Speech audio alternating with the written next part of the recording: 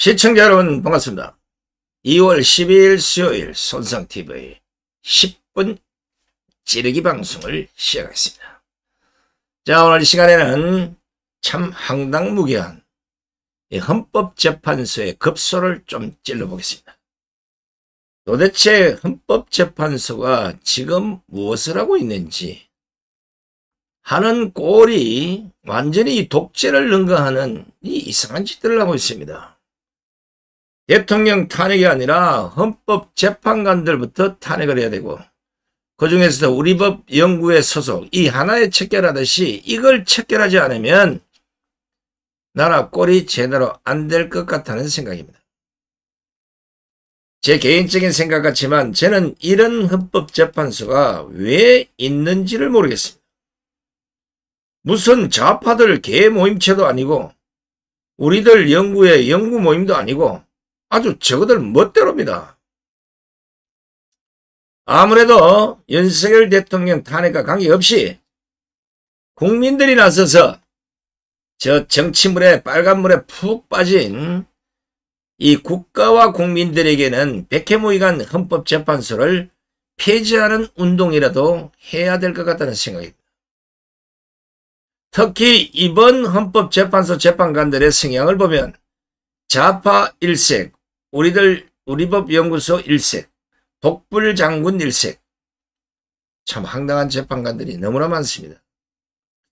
이러니까 이념 재판이다, 정치 재판이다, 안 휘말릴 수 없다고 보는 겁니다. 근데 이런 행위들을 지금 문영배부터 시작해서 과감하게 드러내놓고 하고 있다는 거예요. 헌법재판소는 대한민국의 헌법재판을 전담하는 최고법원으로 법원과 함께 대한민국 사법부를 이루는 양대 헌법기관입니다. 그런데 헌법재판소 재판관들이 하는 짓거리들을 보면 최고법원이 아니라 최하법원 같은 생각을 지울 수가 없다는 겁니다. 오죽하면 원희룡 전 국토부 장관이 헌법재판소의 윤석열 대통령 탄핵 심판과 마흔역 헌법재판관 후보자 임명 문제 등을 비판하면서 한덕수 국무총리의 대통령 권한대행 당시 탄핵 정족수 심판부터 결론을 내리라고 촉구하고 나선 겁니다. 이 원희룡 장관은 참 머리는 좋은 사람인데 대포가 없어. 치고 나가는 이 대포가 없어요. 안타까워.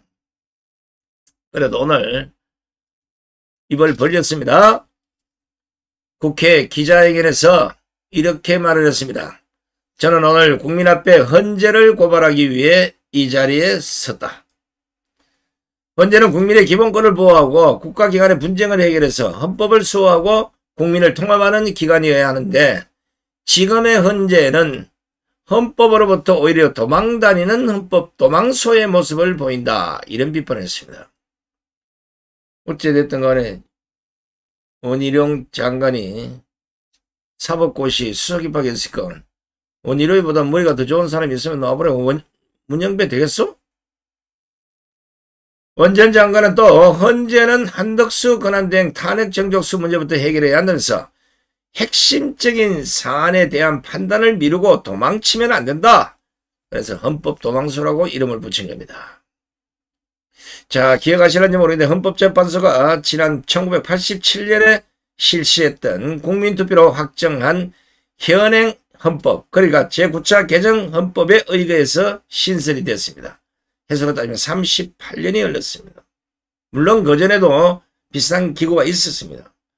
1948년에 제정됐던 재헌헌법 제81조에 따라서 설립된 헌법위원회가 그 시초이긴 하지만 지금처럼 이렇게 이념적이고 정치적인 헌법재판소는 처음 봅니다. 헌법재판소를 포함하는 사법기관은 현존하는 법질서를 유지하는 데 중점을 두는 기관들 아닙니까? 근데 지금 반대로 헌법재판소가 법질서를 망가뜨리고 있어요. 그러다 보이기에 현실적인 판단을 하거나 아니면 정치적 판단을 하는 이런 경우도 자주 있을 거. 또 사건에 따라서는 일관성이 없다고 배울 정도로 결론이 달라지고 왔다 갔다 하는 경우도 왕왕 있었습니다. 실제로 정치적 문제의 경우는 민감한 사안의 경우는 회피를 해버리는 경우 아니면 양쪽으로 번갈아가면서 편을 드는 경우 이런 게 다반사였습니다. 이번에도 지금 얘기 들어보니까 문영배하고 몇 명이서 아마 야 이거 지금 현재 국민들의 이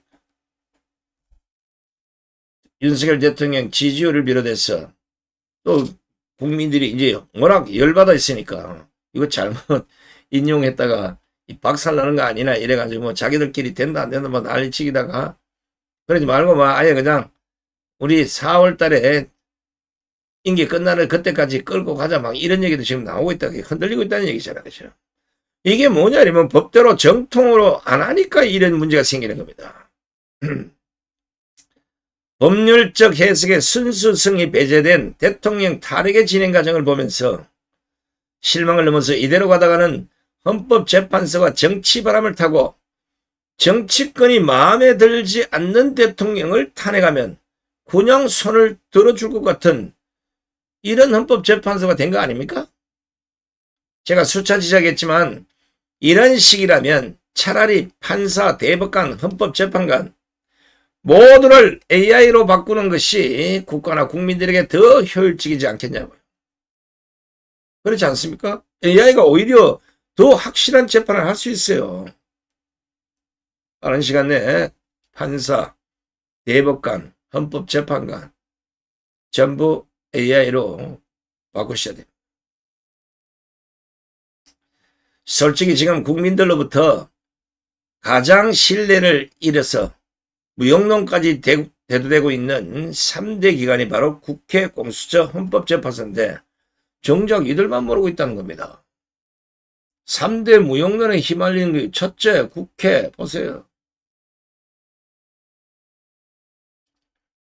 그 다음에 공수처, 그 다음에 헌법재판소, 법조계도 일침을 놓고 정치권도 일침을 놓고 심지어는 대법원이 헌법재판소의 역할을 하는 나라도 있으니까 그렇게 가는 게 좋지 않겠나는 얘기까지 지금 나오고 있는 겁니다. 이 양반들아 정신 차려!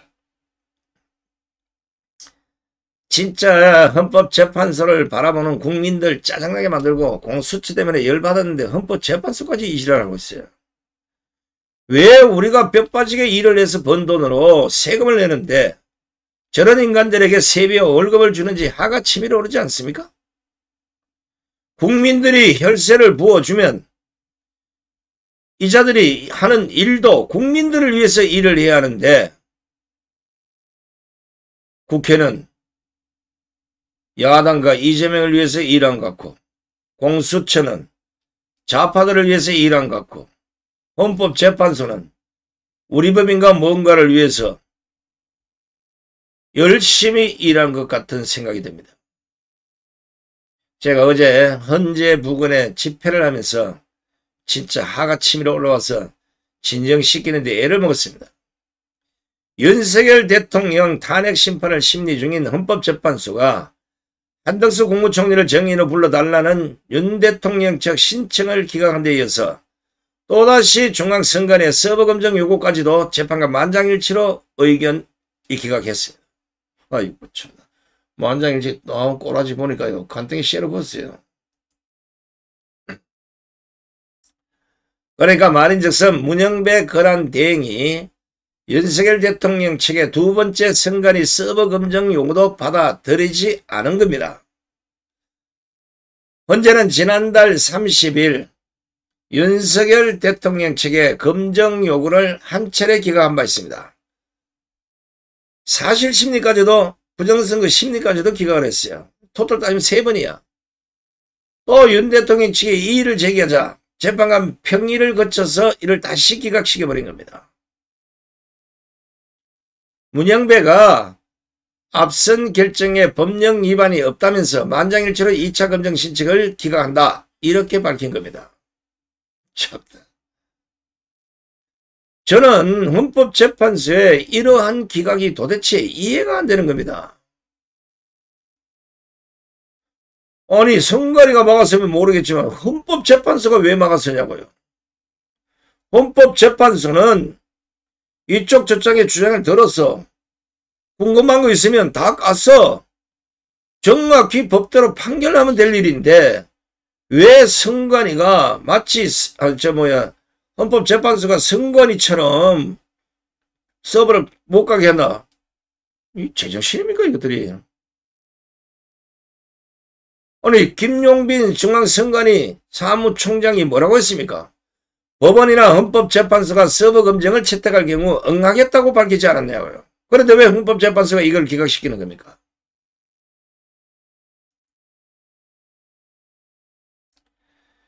지금 법원하고 헌법재판소하고 선관위하고 짰습니까? 김용빈 총장이 법원이나 헌법재판소가 서버 검증을 채택하면 응하겠다는데 왜 헌재가 막아서느냐 이겁니다. 참 이해가 안 되는 게 이해가 안 돼.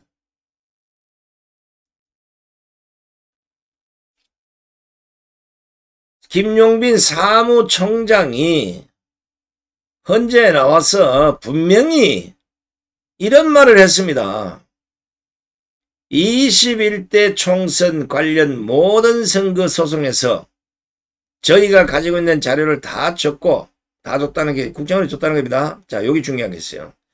유일하게 안 보여준 자료는 중앙 서버의 전자정보다.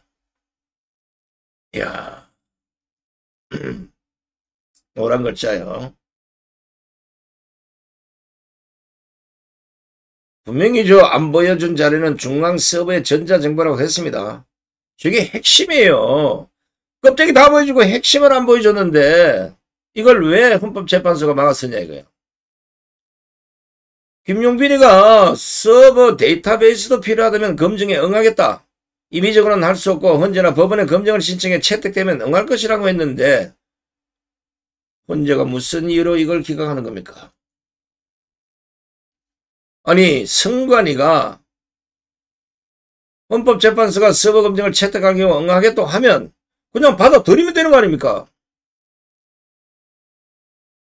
지금 헌법재판소가 선관위 방패막이 된 겁니까? 기각이 말이 되냐고요. 어? 궁금하면 까봐야 될 거 아니에요. 국민의 수천만 명이 도대체 왜 이렇게 부정선거 문제가 나오는지 까봐라 하고 그거 뭐 까라도 안 까니까 국정원이 달라도 안 되니까 윤석열 대통령이 할 수 없이 그 궁금증을 국민에 풀어드리려고 비상계엄을 선포했는데 이걸 왜 막냐고. 너희들이 말하는 그러면 너희도 내란 동조범이요. 그걸 안 까면. 이게 정상적인 국가라면요. 헌법재판소가 서버 검증을 하기 위해서 까라. 그러면 선관위가 온갖 핑계를 대고 검증을 못 받겠다 해도 이 비판받을 것인데 아니 헌법재판소가 나서서 서버 검증하지 마라. 이 기각하는 게 말이 됩니까? 아우씨 또 열흘로 오네.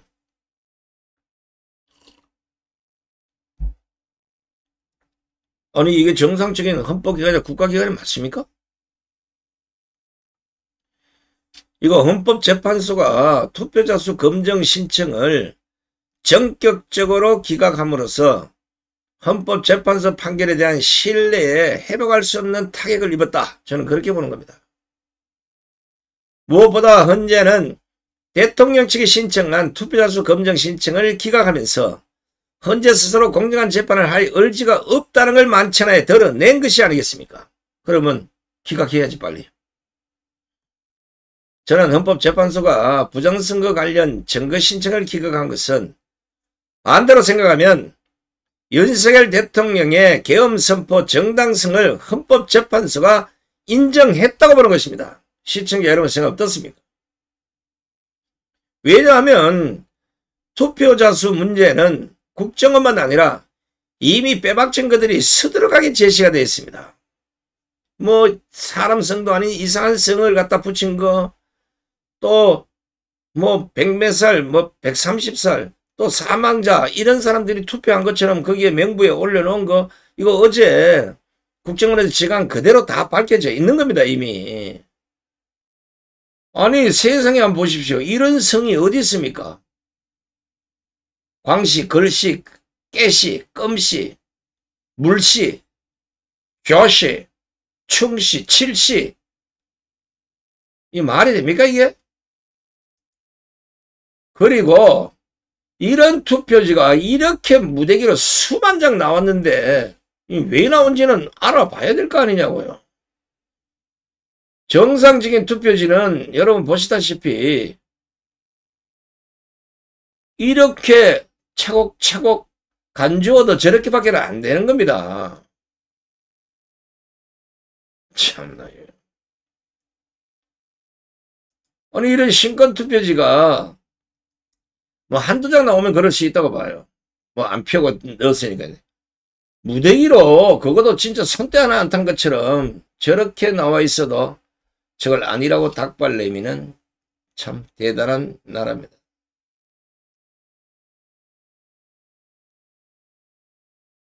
근데 여러분 잘 한번 보십시오.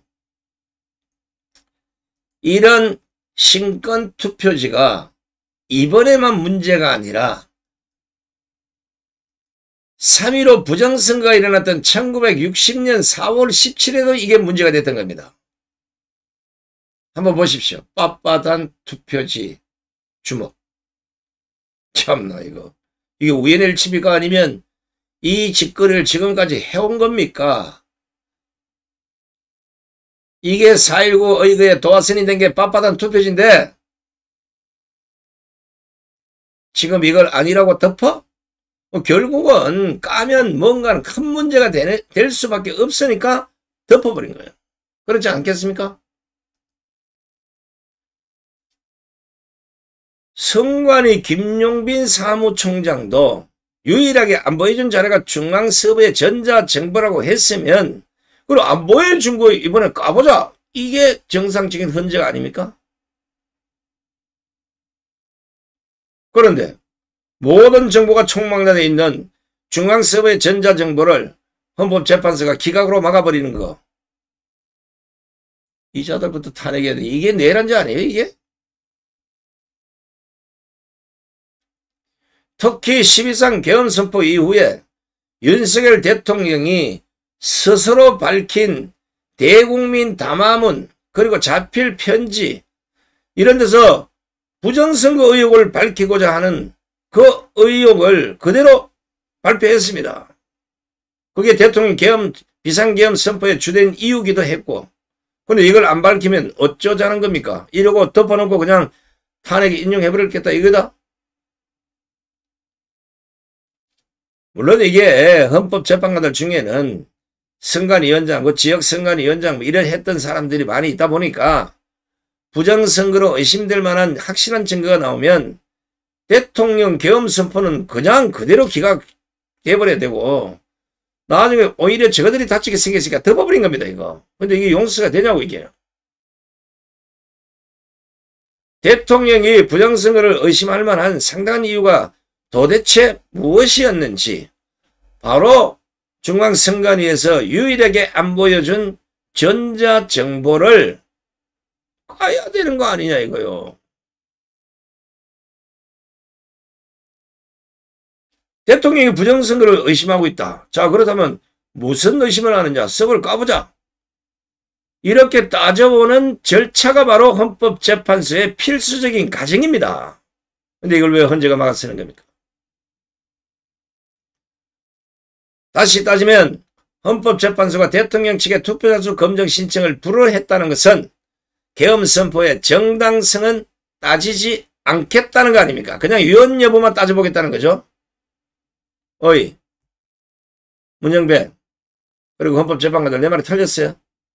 당신들 머릿속에는 계엄 선포가 정당했냐 아니냐 이걸 따지려는 게 아니라 그냥 위헌 여부만 따지겠다는 거 아니냐고. 위급한 문제를 인식하고 그 문제를 해결하기 위해서는 계엄 선포밖에는 방법이 없었다는 것이 대통령의 주장이라면 중앙서버를 왜 안 까냐고. 왜 안 까냐고. 분명히 김용빈이가 노란 글자 보라고 유일하게 안 보여준 자료가 중앙서버의 전자정보라고 하잖아. 이게 다 문제가 생겼는데 왜 이걸 안 보여주냐고. 영배씨 보여주라니까 왜 그래요? 윤 대통령 측 차기한 변호사가 뭐라고 했습니까? 윤 대통령은 부정선거가 자행됐다고 단정하는 게 아니라 시스템을 점검해서 신뢰를 회복할 필요가 있다는 시각이라고 했는데 이것도 못 받아준다는 것은 헌법재판소에 분명히 무슨 문제가 있는 것입니다. 부정선거로 단정하는 게 아니라 이러이러한 부정선거와 관련된 문제들이 많으니까 이걸 점검을 해서 잘못된 거는 고치고 국민 신뢰를 회복해야 된다. 이게 어떻게 탄핵감이에요, 인간들아. 결국 다시 말하면 방금 전에 말씀했듯이 헌법재판소는 대통령의 계엄 절차상 위법 여부만 따지겠다는 겁니다. 정상적으로 했느냐 안 했느냐 안 따지겠다는 거예요. 어이, 여보시오. 헌법재판관들, 계엄 선포는 대통령의 고유권한이라고. 절차적으로 다소 미비했다는 절차적 문제가 있다고 하더라도 그것이 대통령의 파면으로 이어질 수는 없는 것입니다. 그런데 헌법재판소가 지금 무슨 잘못을 했습니까? 제가 보기에는 헌법재판관부터 전부 탄핵시키고 나서 새로 해야 돼요. 첫째, 투표자수 검정 신청을 2번이나 기각함으로써 정거 신청을 의도적으로 기각한 점, 여기에 비춰볼 때 정상적인 심리는 이미 헌법재판소가 포기했다는 것. 둘째, 국회를 통과했던 탄핵소추 원안과 달리 헌재 심리에서 내란죄를 뺐음에도 헌법재판소가 이를 그대로 인정한 점, 오히려 헌법재판소가 유도한 점. 셋째, 마치 무소불위 독재 진행처럼 헌재가 변론기회를 일방적으로 지정을 하고 피고발인에게는 방어권과 충분한 변론 기회를 주지 않았던 점. 넷째, 대통령 탄핵심판과 연관된 한덕수 등에 대한 건을 전혀 심리하지 않고 오히려 최상목 권한대행의 헌법재판관 임명권을 우선적으로 판결해서 헌재로 끌어들여서 9명이 투닥닥 6명 이상 인용으로 결정을 내리려고 하는 점, 이거 다 처벌받아야 돼요. 처벌 이미 다 고발해놨습니다. 분명히 헌법재판관들 책임져야 합니다. 세상 모든 것 헌법재판관들 멋대로 다 할 수 있다고 착각하지 마시라는 겁니다. 지금까지 진행을 휘둘러 온 것도 큰 문제지만 이미 인용이라는 답을 정해놓고 답정 내에 요식행위만 하고 있다는 비판이 국민들 사이에서 현실화되듯이 나타나고 있습니다. 그렇다면 이후 벌어지는 모든 책임은 헌법재판관들 그들 스스로가 져야 될 것입니다. 저는 이번 탄핵의 정답이 나왔다고 봅니다. 어제 오후에 헌재 대심판정에서 열린 윤석열 대통령 7차 탄핵심판, 신원식 국가안보실장의 정의신문이 끝난 뒤에 정책내가 뭐라고 했습니까? 줄탄핵, 예산, 특검 이런 것을 거론하는데 탄핵, 예산, 특검은 엄연히 대한민국에서 헌법적, 법률적으로 보장하는 국회의 권한이다.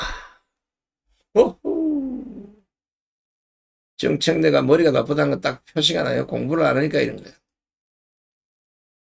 그랬더니 윤석열 대통령이 화를 버럭냈어요. 소추위원장이 줄탄핵 예산 입법 법고가 국회 권한이라고 했다면 비상계엄 선포와 그에 따르는 후속 조치도 엄연히 헌법상 대통령의 권한이다. 이런 점을 말씀드린다고 반박을 한 겁니다. 딱 맞는 얘기 아닙니까? 어이 정책내, 너희들 권한만 있고 대통령 권한은 없는 거요? 이러니까 이 좌파들은요 병원에 한 번씩 갔다 와야 돼. 제가 이 방송에서 수차 지적했던 것이 바로 각각의 고유권한입니다. 탄핵이 국회 권한이라면 비상계엄은 대통령의 고유권한이라고 했지 않습니까? 뭐 어제 양쪽에서 이런 주장 나왔으면 끝난 거예요.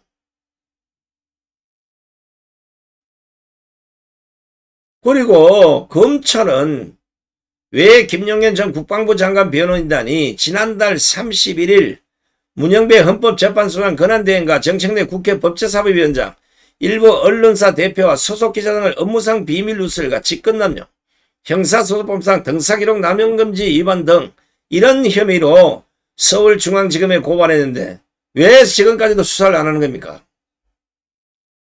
에? 왜 안 하냐고.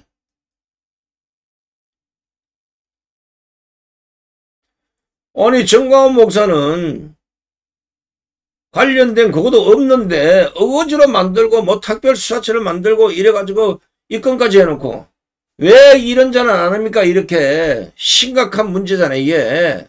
에? 업무상 비밀누수가 직권남용이라는 게 이거 얼마나 큰 죄예요. 검찰자는 살살 빼가지고 언론을 다 빼돌리고 이러니까 나라가 이렇게 시끄럽는 거 아닙니까?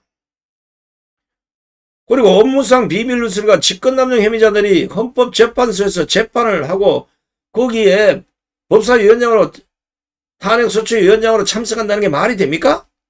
이 자들부터 빨리 수사를 하고 탄핵 심판을 하라는 겁니다. 그러니까 시민단체 서민민생대책위원회가 지난 7일 문영배 대행을 직권남용 업무방해 혐의로 서울지경찰청에 또다시 고발을 하지 않았냐고요. 너희들은 처벌 안 받을 거로 생각하지. 다 한편이니까 택도 소리 하지 말라고. 여기 고발이 상당히 구체적입니다. 서민이가 고발장에 뭐라고 쓰냐 하면 윤석열 대통령 한 총리 탄핵소추 사유에서 가장 중요한 내란죄를 철회하는 것은 절차상 흠결로 탄핵이 부당하다고 봄이 상당한 원천무효다. 이야. 헌재는 탄핵소추안을 각하하고 국회가 재결 절차를 거쳐야 하는데도 이를 방관해서 직권남용에 해당한다는 주장도 펼쳤습니다. 서민이는 또 윤 대통령 탄핵 심판에서 형사소송법 규정을 준용해 철저히 정의 신청을 받고 반대 신문권을 보장해야 함에도 불구하고 한 주에 2번씩 재판을 하고 시간과 피고의 발언권을 제한하는 등 편파적으로 진행해서 업무방해에 해당한다고 고발장에 적었습니다. 그러면서 서민이는 국회 탄핵소추 현장인 정청래와 민주당의 이재명, 박찬대 역시 직권남용 업무방해 혐의로 고발했습니다. 그런데 왜 수사 안 하는 거야? 입건이라도 해야 될 거 아니에요? 서민이는 또 윤석열 대통령과 한덕수 총리 탄핵소추 사유에서 형법상 내란죄를 제외한 것이 표결에 참여한 국회의원을 기만하고 국민 주권을 찬탈 능멸한 직권남용에 해당한다면서 탄핵 표결에 참여한 국회의원의 업무마저 방해했다고 할 수 있다. 이런 주장을 펼쳤습니다. 도대체 어떤 인간이 더 나쁜 인간입니까? 이 서민이가 고발한 여기에 해당되는 인간들이 지금 대한민국을 말아먹고 있다는 생각을 해봅니다. 대한민국 경찰, 검찰, 공수처 당신들이 수사하고 한 그런 자료들을 언론에 살살 흘려서 마치 박근혜 대통령 탄핵 때처럼 여론몰이를 하는 것 같은데 검찰 당신들도 공수처 당신들도 경찰 당신들도 조만간 업무상 비밀 누설을 한 자들 아마 우리 오상종 단장이 지금 계속해서 고발을 하고 있기 때문에 확실히 윤석열 대통령이 만약에 건자로 들어오면 이것들부터 전부 다 처벌해야 돼. 아주 뿌리를 뽑아야 돼. 대한민국이 이 기생충 같은 인간들. 이 자꾸 선관위에서 뭐 원형 복원용지 뭐 기억 형상 어제 한교안 대표가 어떤 문제를 제기했는데 서로 피해가 버렸어요. 이거 한번 잘 보십시오.